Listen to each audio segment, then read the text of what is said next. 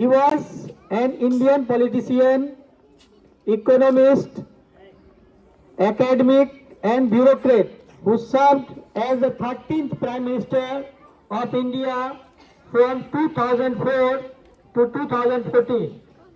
He was the fourth longest serving Prime Minister after Jawaharlal Nehru, Indira Gandhi and Narendra Modi. And you must know he had MA from Punjab University and also he got his degrees from St. John's College, Cambridge, BA, Nuffield College, and you must know he was a member of the Indian National Congress and he was the first Sikh Prime Minister of India. In the field of finance, he worked a lot. So, I would like to request all of you to please have a deep condolence on his sudden demise. So please close your eyes, all of you. Calm still for only 2 minutes. Okay, close your eyes.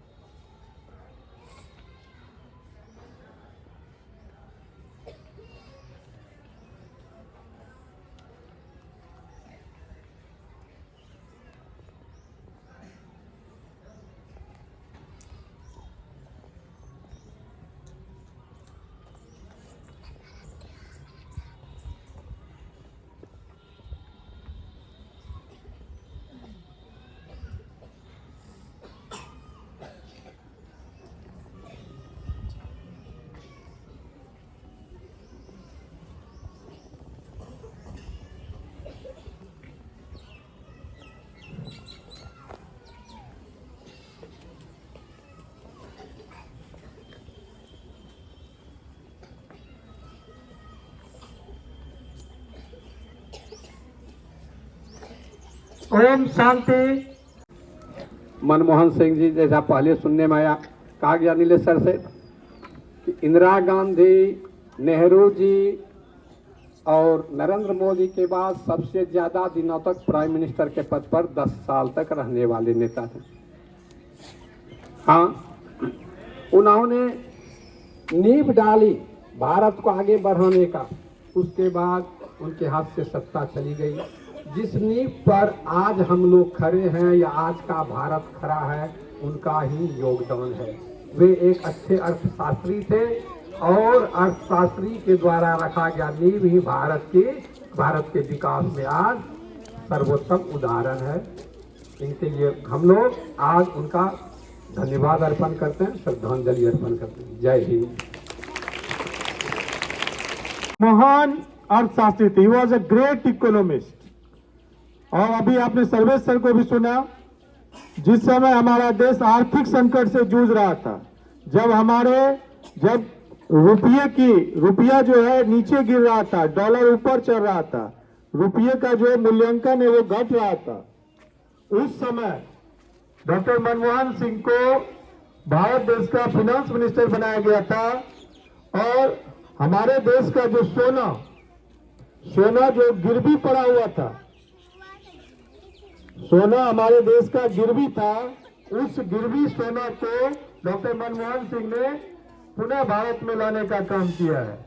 No doubt, हाँ, उनका contribution जो है अमर रहेगा।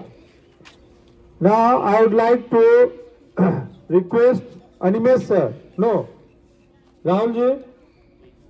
हम लोग जान रहे हैं हमारे बीच एक महान